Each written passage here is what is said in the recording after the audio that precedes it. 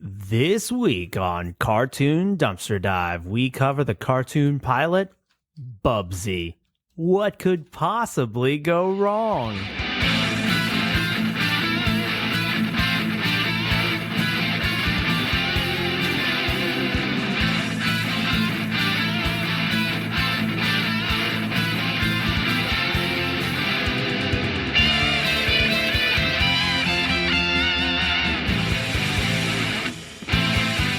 A lot. Oh yeah, I want to do that after the title. Like, so when the sequence goes, just go a lot. A lot can go wrong, actually. Yes, a lot can go wrong. Joel, you a big Bubsy guy? No, I had... Did you ever play Bubsy? No, I had no idea what this was when you was just like, hey, So let's talk about this. You had no knowledge. That's pretty funny, because Bubsy has become very memed throughout the years. Really? So I figured you would have known about him through that kind of. So the lens. the character looks very familiar. He was one of the in the great cartoon mascot gold rush of the 90s platformer. Bubsy threw his hat in the ring to be like one. His biggest pull was he talked as you played the game. So he would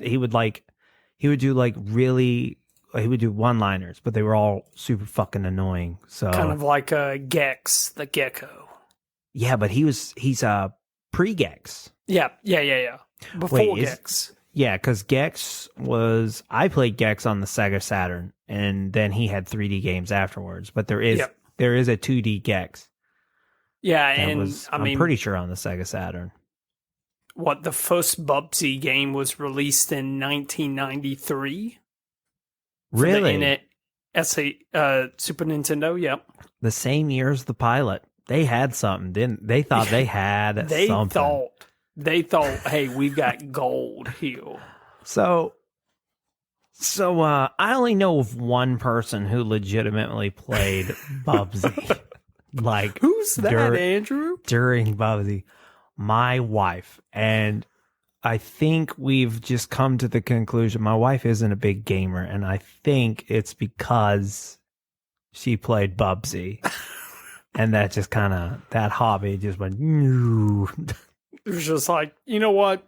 This is a okay game as a kid, but if this is all video games can give me, I'm done with them. She downloaded on her Switch, she has the newest Bubsy, which whatever that one is. Okay. It's a Bubsy Return of the Flibble Flobbles or whatever they're called. The Return of the Hairball.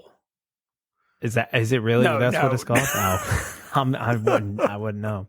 But okay, so let's get into it. Let's review that. This is one of the few pilots that has a theme song, I think. So let's review that theme song. Let's hit it.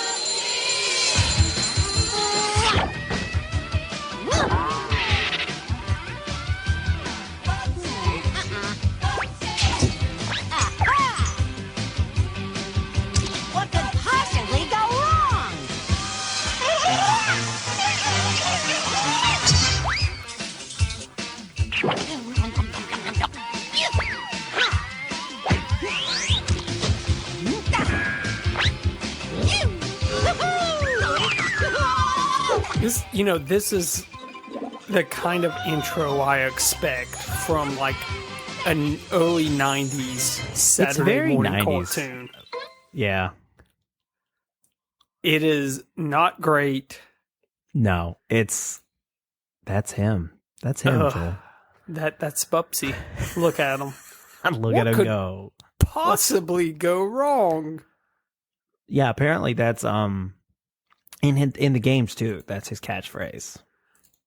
That's a terrible catchphrase, by the way. If you have a bad game, especially like if your game is also bad, where you're just like, what could possibly go wrong? Like your whole fucking franchise, bro, dog. You're just setting up. You gotta come to the plate swinging. If your catchphrase is what could possibly go wrong. Dude, these guys thought they had the next Super Mario's, the next Sonic. There's so much confidence. so much confidence that is not earned in this story of what Bubsy is.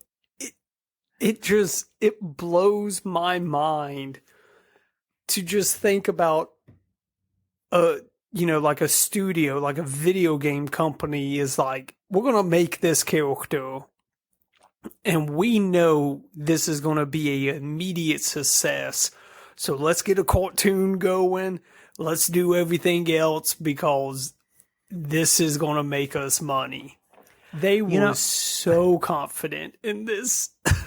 So I have a theory about Bubsy. So when you're designing a character, most of the time you come out with a rough draft and then you get like 4 or 5 different people or a team. You get, if you're a part of a company, you have a team. They're like, okay, this is what we've got.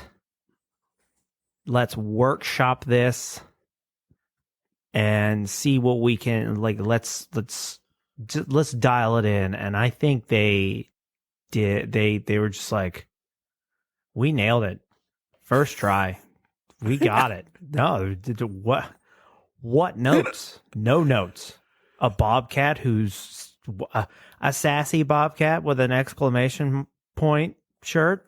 I mean, what else do we need at this point, guys? He's sassy and can fly for some reason. What else do we need? Make the game now. I like to think it was the very first pitch, and it was just like, perfect. Yeah. Nothing's changed here. Let's move on. Let's go. Give them everything. Comics, merchandise. Because if you look at Sonic went through a ton of changes before they got Sonic. Yeah, one of history's best designed characters. I would say that about Mario, but Mario was designed with the technical limitations of the time, which I think I brought up in our Mario episodes that I talked about. Yeah. But I think Bubsy was just like, we got to get on this cartoon mascot platforming wave, and we're gonna put all of our chips in this bobcat that we've made. Yeah, you know what was what I found hilarious, especially about the cartoon, and actually, you know what? Really quick before we move on, we never rated the theme song. Oh, bad. 0. Okay, good. I was going to give it a 1 just because they got music out there and they kept it to 45 seconds. No. You can still be short and bad like a Napoleon. I was going to say, so one of the things that I thought was crazy about this pilot is Taco Bell floated the bill to get this pilot made. I feel like that makes sense. I don't know how to connect the dots, but I feel like if any restaurant of the fast food age was going to pick Bubsy, it would be Taco Bell. Especially in the 90s, man. Yeah. Dude, I remember like Taco Bell in the 90s. I don't know, like, especially the younger generations, maybe this wasn't your experience. Taco Bell was like the bottom tier fast food place. I feel like it still is. Dude, people love Taco Bell now. People love Taco Bell, but it's still like the bottom tier fast food place. Okay, if you were to like put them all together, what's the worst one? Like out of the major chains, the one where like you no matter where you go in the US, you're gonna find that fast food restaurant. Absolutely. Yeah. Very bottom? Very bottom, yeah. I might have to go Mickey D's. Yeah. I think I would say Taco Bell only because one, they play God too much. Okay, they got a tostada that's like a Cheez-It now. what is that? That's insanity. Like, at least They're the trying other too much. at least the other chains are like, hey, our buns are pretzels. And you're like, you know what? That's respectable. That's not like total insanity. Except for Panera Bread that made the lemonade that could kill you. But like, yeah, they're just like, yeah, we have a giant Cheez-It and we put our beef. And also the way that Taco Bell prepares food is also just sour cream was never meant to come out of a caulking gun. And I do not care. Yeah, I don't care what speed. Use a spoon, God damn it. It's not, you're not supposed to get food supplies at a Home Depot. It's not natural. Hey, run down to the Lowe's. We need another caulking gun. Yeah, what the fuck is that? The first time I saw that, I was like, are you kidding me? Like, and then they had that one scandal where it was like, this is dog food. And then they had to make an ad campaign saying, we totally don't have dog food. Like our meat quality is great. Our meat quality is the same quality as dog food. Actually, it's I all changed edible. my answer. I changed my answer. I know who the bottom tier fast food is. All right, who? Subway. Oh. Because their bread Subway is considered cake in Europe. Their tuna is some sort of mystery meat. They didn't even call it dog food. They're just like, we don't know what the hell it is. What? And they sponsored a pedophile for like a goddamn 20 years. They're like, look at how thin he is. He could catch those kids lickety-split now. He can chase them now. I know Subway just fat. Like made him like, you know, I bet you when he was fat he couldn't get any of them kids, but now that he was skinny, he had speed on his side. The kids could at least like hide between a wall or something. He'd be like, get over here. Climb a tree. I can touch you. Now that he's skinny, it's like the fucking T-1000. He's just like, ah. Was it? Anyway, it's like that episode. It's like that episode of South Park with the League of the Pedophiles. Yeah. Yeah. He was their captain, I bet. Okay. Gerald Fogel. Anyways, can you imagine if this show would have actually been popular? Like to the point where this character would have been in every kind of Taco Bell Happy Meal in the 90s. That would be crazy. Imagine some of the toys we would have gotten in the 90s of Bubsy. If Bubsy had a good game and was popular enough, how do you think the dynamic of gaming would change like drastically? No. Like because we had the Mario and Sonic rivalry, but do you think like this third option of Bubsy would be like around? Do you think because there honestly, was never there was not a third until Crash Bandicoot and Spyro, respectively. If the game would have actually been popular, then yes, that's my belief. But I think the combination of hey, you got a bad cartoon, you got a bad video game, they was overconfident in all of this. Yeah. So how did this get made? Yeah, so other than being funded by Taco Bell. So this was actually, the character was created by a gentleman named Michael Berlin. He published and developed this Bubsy character through Accolade Company. Went on to make a video game. From there, they thought they had, lightning in a bottle. They partnered with Calico Entertainment and Imaginary Factory to produce this for Bobot Communications. You remember all the Bobot's cartoons. We've talked about them before. We've talked about them in detail. Calico Entertainment is also known for Denver the Last Dinosaur. Yep. So that's also an episode we covered. Yep. And so this was going to be aired on Thanksgiving of 1993. Immediately was not picked up for anything else. One of the this is just like Battletoads, right? Exactly. Just like Battletoads. So I would put this video game, this character on the same level as Battletoads. But Battletoads is going to win because they at least made a tough, fun game that they have a good game under their belt. Who cares if a pilot isn't successful? Yeah, they was able to, reach into this, sector of video gamers that wanted a challenging game and love that aspect. The early Souls people. Yeah. But I mean, that's really it as far as the creation of this. I mean, there's not more to it. It was just a cash grab on a IP. One thing I found interesting, the creator of Bubsy, Michael Berlin, had nothing to do with the show. Yeah, he was very much gone. He had a hand in creating some of the characters. Yep. But other than that, and they had to kind of get creative and create new characters in the Bubsy world to put them into this cartoon. But that's it, Andrew. If you want to hit us with some of the voice actors. Okay, here we go.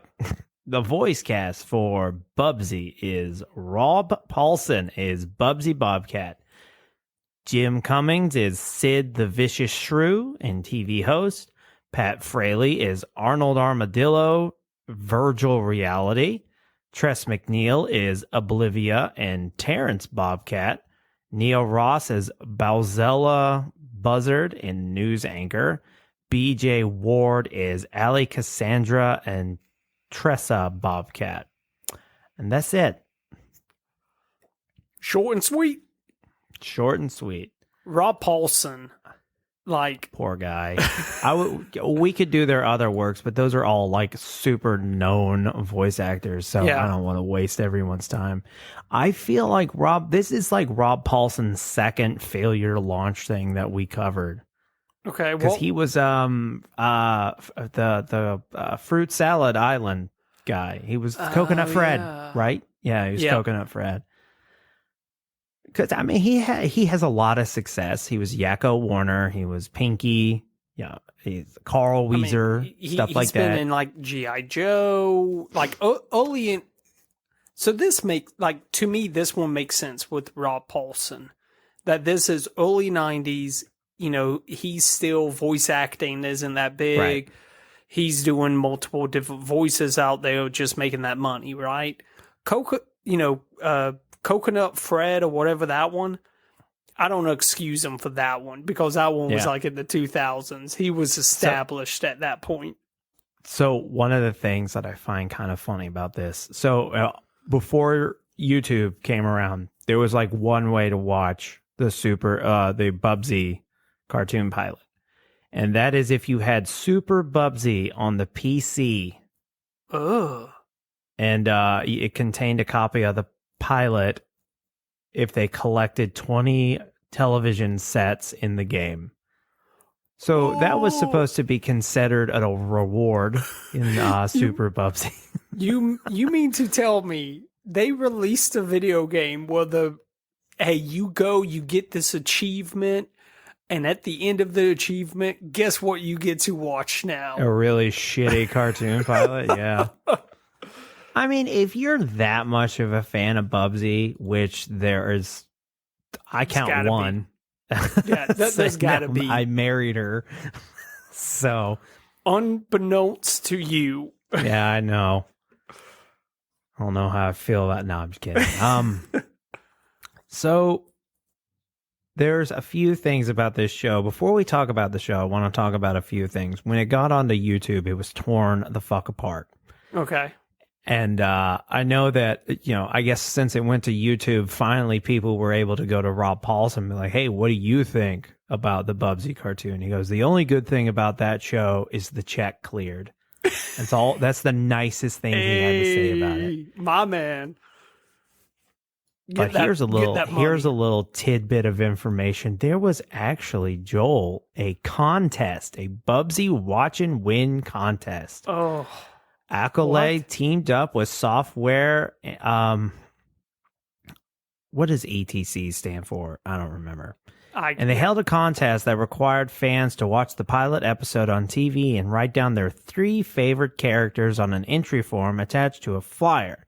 This form had to be cut off and sent on a postcard, and the flyer was originally included with Bubsy Eye for the Sega Mega Drive, and it listed 3 prizes that could be won. The grand prize was a trip to Hollywood and an opportunity to see Calico Studios. And you get a shirt with Bubsy's trademark exclamation point, and you would also get a copy of Bubsy 2 when it came out. There was no documented winner for this contest, or if even the contest was canceled or what. Like they've never disclosed any information on it.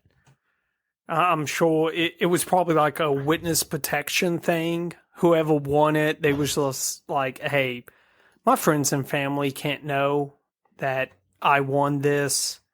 I need to go into hiding. I'm sure it was something like that. What I think would be funny is like this guy who's like, I've never won anything. And then his friends are like, well, didn't you win that Busby contest? He goes, that wasn't a win. Again, I've never won anything. I have never won anything. And I mean that. So let's talk about this pilot. Yeah. So it starts out with a grueling theme song. Yep. And then we get to Bubsy, who has a roommate or pet armadillo. Which my wife has told me that's part of the game, is like saving armadillos or something. I don't know. Anyway, he has a nightmare about trucks because armadillos are constantly getting hit by trucks. And then his niece and nephew come over. Those are our first 2 like made for the show characters. Okay. So they're trying to get that like DuckTales kind of thing. Like you get your nieces and nephews. I don't know why it didn't take till Goof Troop to be like, why don't you just make them related to the main character? Like, why do we have to go through this like middleman to get a kid? Like, you can just say he has a wife or he has a son. I just always found that odd. I think it's because they don't want to like confirm that their the cartoon character has canonically fucked.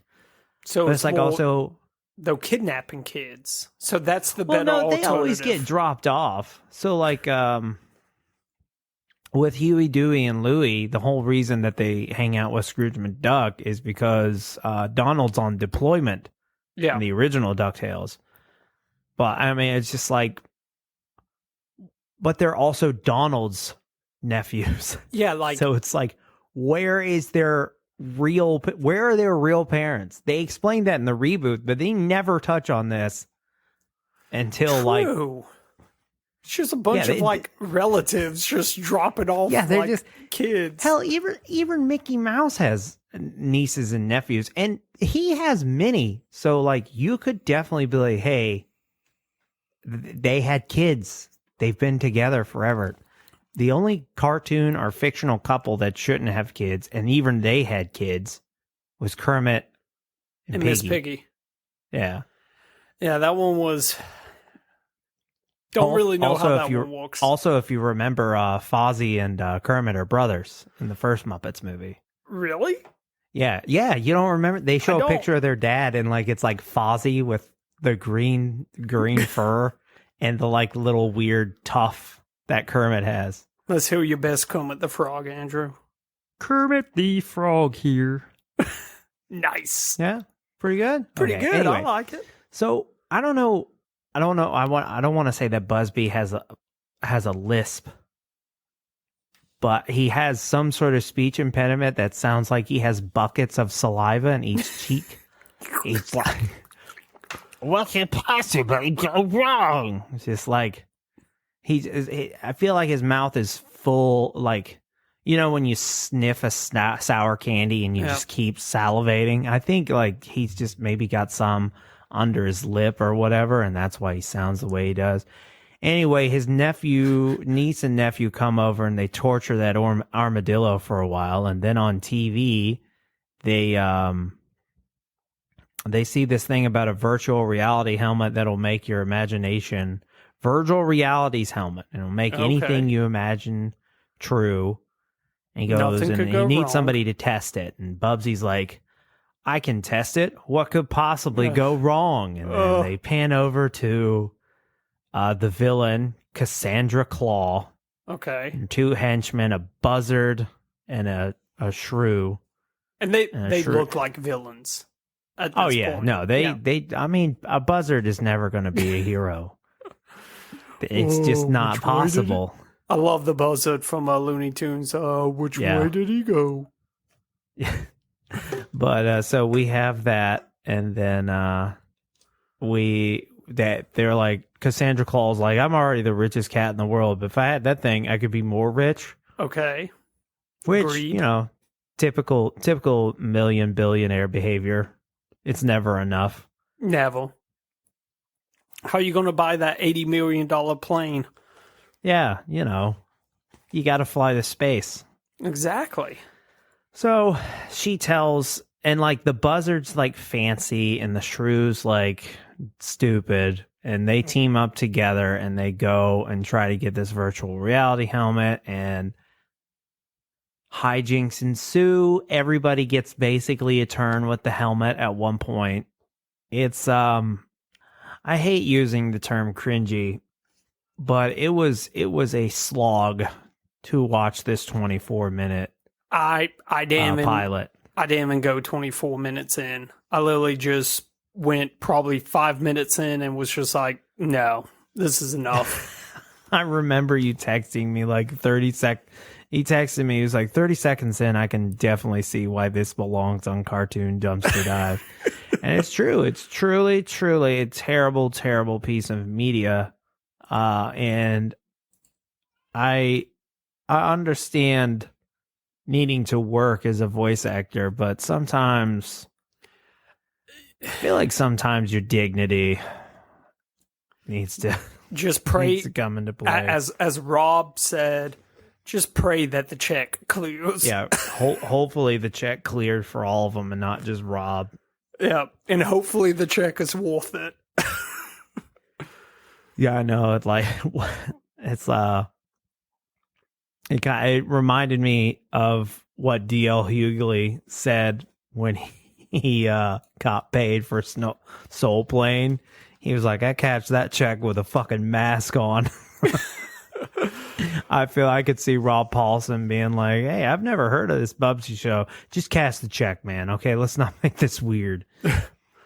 It's so weird that like these pilots are coming out. Well, is it weird that pilots are coming out on Thanksgiving? Is that like supposed to be like the best time because everyone's home? I mean, to me, that's got to make sense. Is people are watching TV, they get the, Macy Day's parade on, whatever it is. What else are the kids going to do? They're going to go outside, play, eat, give them a cartoon to watch to calm down, get out of the parents' hair for a little bit. That's my guess. For me, I would assume that if you were going to want to make a cartoon pilot and you would want it to catch on, and I feel like Cartoon Network and Nickelodeon did this a lot. So I don't know if other networks just didn't follow suit and thought Thanksgiving would be better. But summer vacation, the kids are home. Makes so much sense. Like, yeah, it makes way more sense than Thanksgiving. Because look, Dad's not giving up football for Bubsy the Bobcat. No. Fuck no, he's going to beat you halfway to death and send you to your room. You don't want to make that. You don't want to try to make that call. No. The goddamn Cowboys are playing the Dolphins, and by God, you're gonna lose a few baby teeth if you ask Dad to change his handle. Okay, you kidding me? Trying to look out for you here. Yeah, I mean, Thanksgiving's for the parade and football. That's it, and eating. Yeah, that's it. Yep. But no, eating lots of food. You were completely right. Summer would have been the better time because I remember as a kid, summer vacation, there would be long stretches of summer vacation where you are just bored out of your mind and you're sitting there watching reruns of Matlock. That's how bored you are. Yeah, Matlock. There's a deep cut for you. So I lost my train of thought. So they probably go into the virtual world. No, they never go into the virtual world. It's what you imagine comes into real life. And I know a lot of the chaos ensued when the niece and nephew, they get it. Okay. And they're just like making giant cakes and roller coasters. And eventually Claudia gets it. And she's like, I want a hot tub that's also a bed, or some stupid shit like that. And they try to kill and eat the nieces and nephews. And then like eventually it blows up. Okay. And yeah, that's kind of how it ends. Like the villains are taken care of and the day is saved. Didn't need any more. No. So we talk about this pilot coming out of Thanksgiving on the wrong time. I just remembered my thought.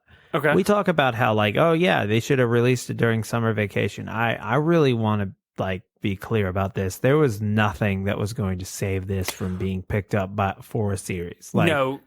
This was just bad. You would have to redo it all. Go back to the original drawing board. Tell Taco Bell, save your taco bucks or whatever you're paying us with. Yeah.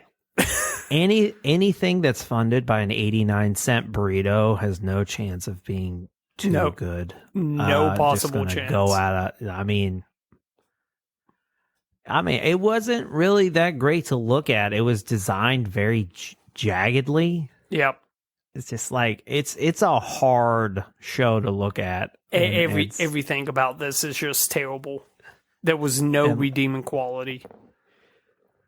The voice acting is good, but that's because you have a bunch of like they're not veteran voice actors at this point, but they're just like you can tell I say a lot about like the choices these voice actors make, but I've never heard Tress MacNeille, Rob Paulson, or Jim Cummings, or Neil Ross, or any of them. They've never really phoned it in before. No. And I think that's like a lot of these shows from the past. Like if you have a good voice acting, because we've covered some that have both bad animation and bad voice acting. And it's just like, I feel like sometimes, not with this, because this was terrible. But I feel like a lot of things that have at least bad animation, you can sometimes forgive if like you hear people really bringing it in the sound booth. Yep. But yeah. So I agree. I believe that wraps that up. Let's go to your new It's time for your new reoccurring segment. Reviews that are buzz. I don't know. I don't know what to do with Bubsy the cat. I was at a complete loss today. Hey, I'll go ahead and tell you. I'll save you, Andrew. No reviews. I can't find. This thing isn't even on IMDb. I could find. I know IMDb gives it a 3.1 out of 10. I feel like a lot of people who reviewed it like just did like what we did. Yeah. You know, they made a whole. Oh, I got a few. All right. Well, I found a few, but they're all. I found some now, like 1s and 3s, but some of them are pretty lengthy. This one person gave it a 10 out of 10 and said not all that bad. You need here we go. We'll use puns. Your tens. Reviews that are ferociously good and reviews that are a catastrophe. I knew I'd get there. There you go, Andrew. We took that week off. So. Take some time getting back into it. Yeah, gotta shake it off. But I'm not even going to read any reviews this week, Andrew. Okay, that's fine with me. Yeah, too many. The 1 stores are very lengthy. 10 stores are lengthy. So we're just going to leave it at that. That works for me. So I believe that wraps up the Busby pilot. Any closing thoughts? Terrible.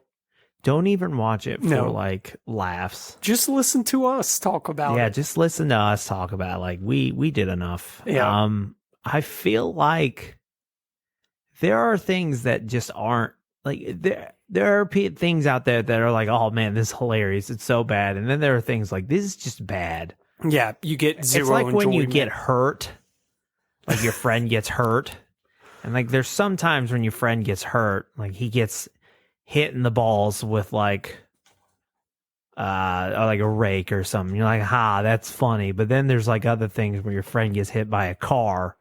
You're like, oh, that's not funny. That's not and funny. I feel like Busby is getting hit by a car. Yes. So I believe that wraps up Busby the Bobcat TV pilot. If you would like to support the show, you can go to patreon.com/cartoondd. We have a $5 tier that gets you stickers and pins mailed to your door. And actually, I'm probably going to order some temporary tattoos if that's something you guys would want. Join the Patreon. It also gets you bonus episodes, extended audio episodes, and access to our Discord.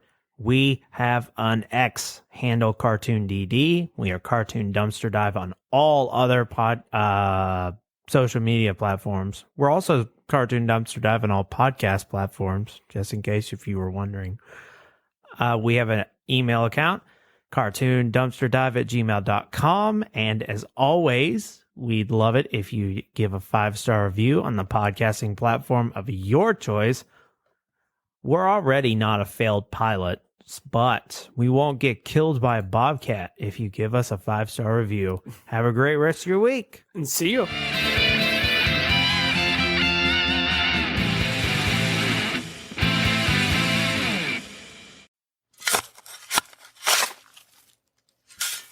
This has been a Lughole podcast.